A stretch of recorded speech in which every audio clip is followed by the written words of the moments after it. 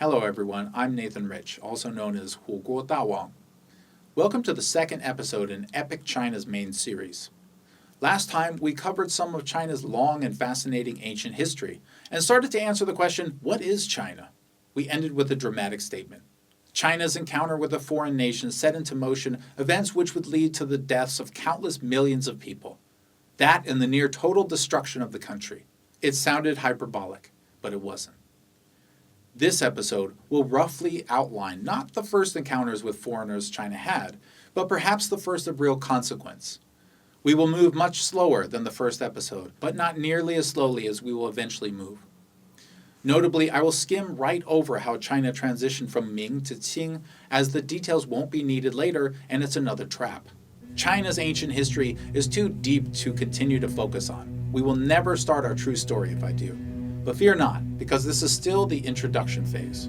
We are getting closer now. Let's begin.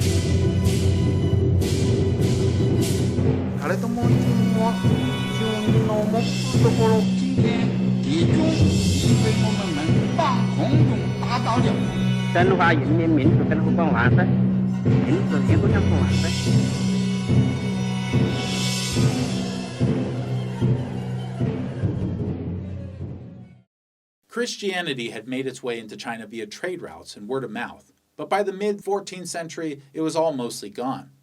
Chinese people were more or less unified in that respect at least. They weren't ready for an individualist foreign religion.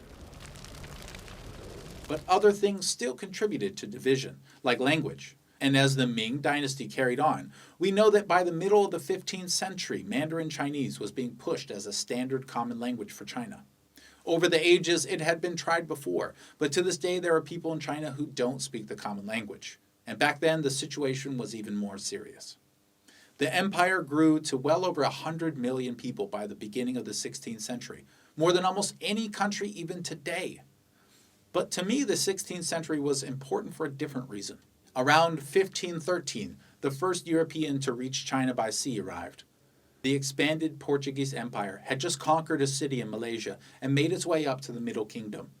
Jorge Alvarez landed in Guangzhou, a harbor city in China's south. Next came Christopher Columbus's cousin. Then came merchant and diplomat Andrade. Unable to speak the local language, the Portuguese called the city Cantao, which in English later became Canton. Within 5 years, trade between Portugal and China was established. Right from the beginning, though, the relationship was strained. Chinese children began disappearing, which led to the discovery that the Portuguese had been kidnapping them and selling them into slavery. There were even rumors that children were being steamed and eaten, though the truth about that may never be known. The Chinese responded to the Portuguese imperialism with executions and barring of their traders. It was a major betrayal by the foreigners, who had earned their nicknames, foreign devils. But eventually, with enough time gone by, relations stabilized. And by the 1550s, the Portuguese were unofficially granted permission to form a permanent settlement on the nearby island of Macau. At least that's what they called it after they misunderstood what a local said to them, thinking that was its name. Bribery was enough at first, and within a decade more normalized relations were established. Though there were actually several battles between the Portuguese and Chinese, ultimately Portugal was allowed in the area. However, they wouldn't make the selling of Chinese slaves illegal until 1595. And owning Chinese slaves would remain legal another 30 years. I want you to keep in mind that as we throw around these years that during each and every one of them, on average, China had a famine. If I talk about 1551 and then 1556, there were 6 major famines I didn't mention. And on top of famines, or sometimes the cause of famine, were floods and earthquakes. like the earthquake of 1556, which killed more than 800,000 people. These were all too common. We simply cannot mention them all. Other countries tried their luck at trade with China. Maps were drawn in 1587, in 1602. Map-making was serious business, though difficult and inaccurate.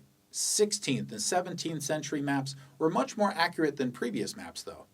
A map showing China from the 15th century is barely recognizable today, but we can still imagine the amount of value a map could have. Spain came, and then Britain, which traded through an organization called the British East India Company. The Dutch came, and they took over a portion of Taiwan Island, which was already home to indigenous and Ming Chinese people. The Spanish took over a different portion, but later lost it to the Dutch.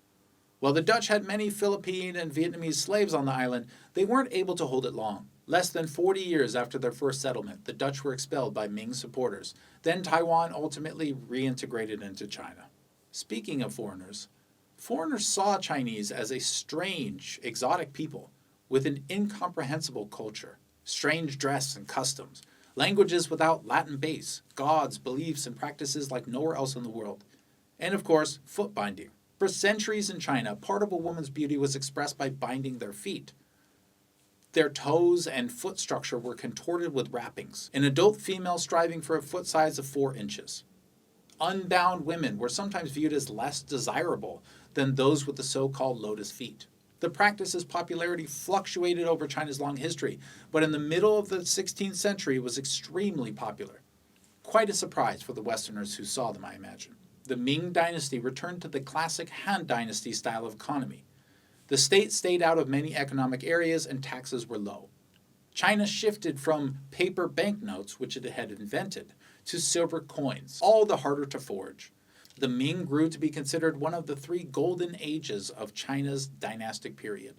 The relationship between Father China and Son Japan had been strained over the millennia, but it was made worse when Japan sought itself to become the father. In what's widely viewed as Japan's first major attempt at conquering Asia, they tried to invade China via Korea, but Korea refused, and so they invaded Korea twice. A tributary state of China, Korea got massive support from the Ming dynasty, and ultimately Japan was forced to withdraw. The echoes of this war are still felt in all 3 countries today. It's one of the reasons foreigners may so quickly discover Koreans, Japanese, and Chinese don't enjoy being lumped together. They have had and continue to have different roles and histories in the world. The Japanese had little time for battle etiquette with Koreans. They employed a scorched earth policy, burning much of Korea to the ground. They directly killed civilians or worked them to death. Because of the distance involved, rather than taking heads as trophies, the Japanese took noses, ears, and faces. Back in Japan, a monument still exists today which recognizes Korean and Chinese noses brought back and dumped in a pile, nearly 40,000 of them. But those were just the noses that made it to Japan. Japanese soldiers removed over 200,000 Korean and Chinese heads in battle, most of which never made it home. They also removed thousands of ears and faces as trophies. But in the end, the Korean armies and Ming armies pushed them out. They retreated to Japan, where they faced the extreme embarrassment of failure, and many in Japan must have felt a missed opportunity. Japan, son of China, had its own problems to deal with. Conquering Asia wasn't in the cards for them. Soon, it entered a new military rule. Decades later, it became as isolationist as China had been. Fearful of Christianity from the sprawling empires of Spain and Portugal, Japan closed its doors for what would be hundreds of years. But even in golden ages and times of military supremacy, rebellions are possible. An ancient society called the White Lotus rebelled in 1622. It was once a powerful cult in China. Just like the cult I grew up in, part of their belief system foretold the return of the Buddha Maitreya. Their rebellions in the 17th century weren't their first or last, but they are interesting because they clearly demonstrate the danger of cults in China. For hundreds of years, they threatened society. This solidified an anti-cult attitude in China's culture, which also applied to those revolving around Jesus Christ. Other than silk and porcelain, one of the many things being traded with the Portuguese was opium, a medicinal drug. And by the middle of the 17th century, Britain started trading it with China too. Europeans didn't have many commodities China needed, so they provided silver, which China used as currency. Portugal sometimes proxied trades between China and Japan, the main source of silver in the area. But Japan wasn't the only source of silver. It also came from the Americas. Already a region of wealth and sophistication, China rose to prominence on the world's trading stage. With the largest naval dockyards in the world and an army over 1 million strong, China was a global superpower. Maybe the global superpower. But while depending on foreign trade for silver was profitable, it was not without risk. And that risk was realized when Japan halted its silver exports. Spain limited theirs. China's economy, overly dependent on the outside world, destabilized.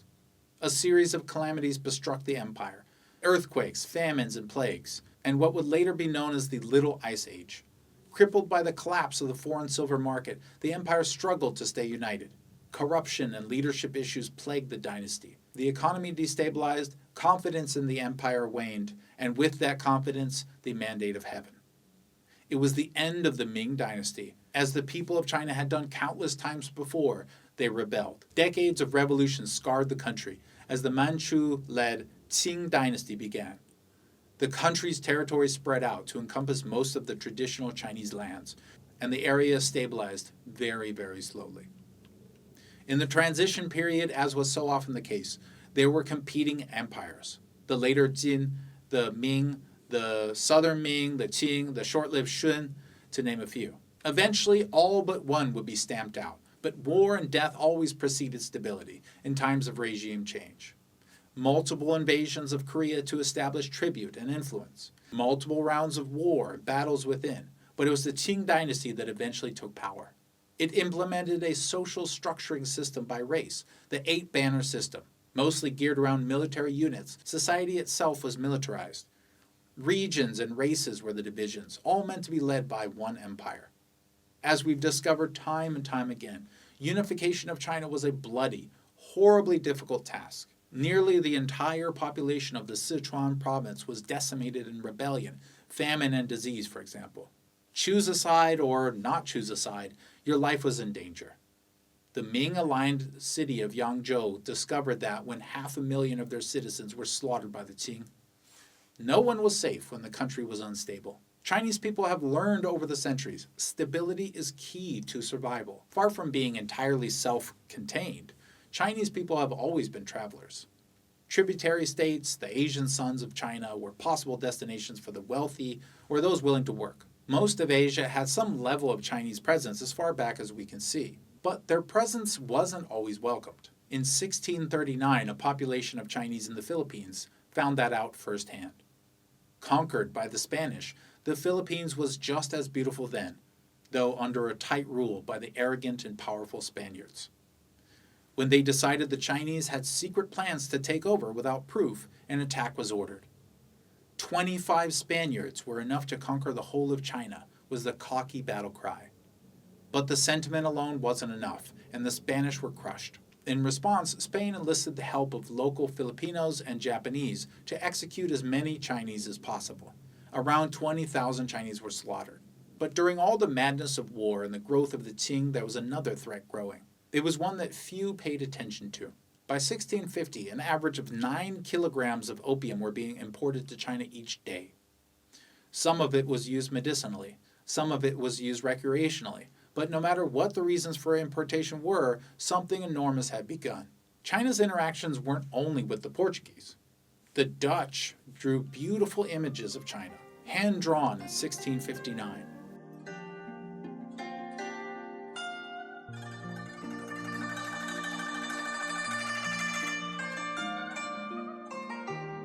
The 1660s brought an age of Europeans really struggling to understand the Chinese. Great text works emerged, showing their attempts at decoding the mystical Chinese characters and way of life. Early attempts at Chinese romanization.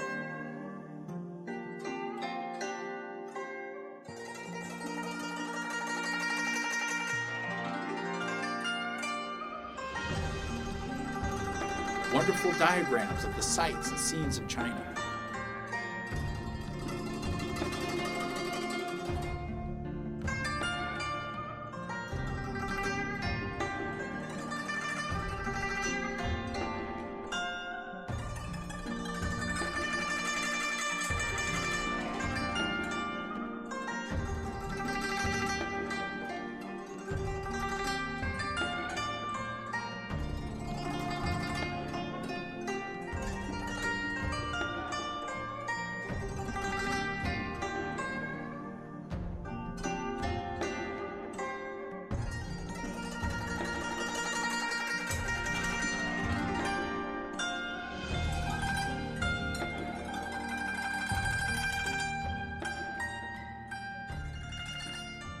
their experiences, while at the time vast and impressive, didn't scratch the surface of real Chinese life.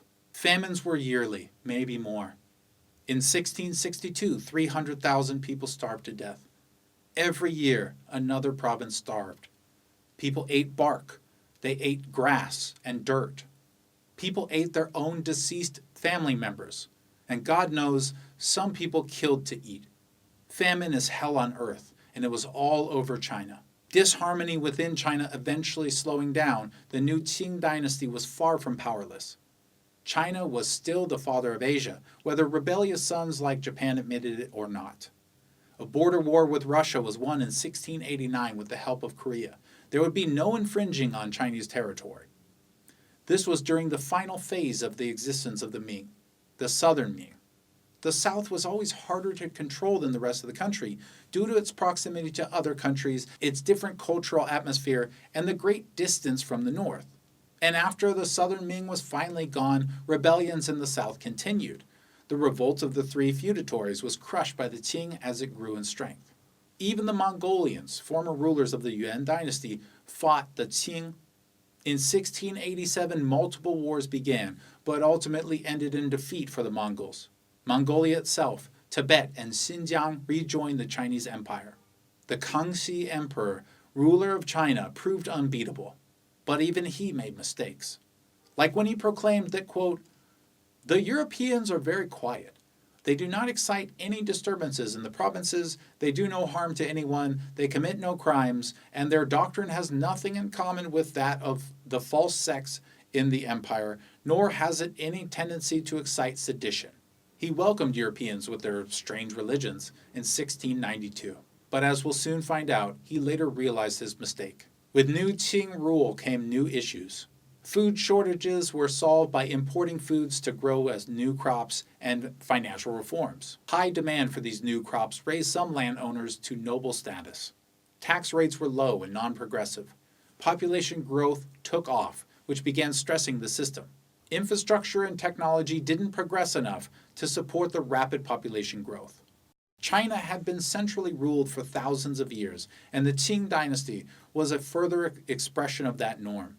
Authoritarian rule by an empire. Internal peace was always a goal, and as throughout most or all of China's history, conquering other nations simply wasn't. The society was set up such that merchants were low on the social order. They were potential threats, after all, so they were disadvantaged to prevent instability.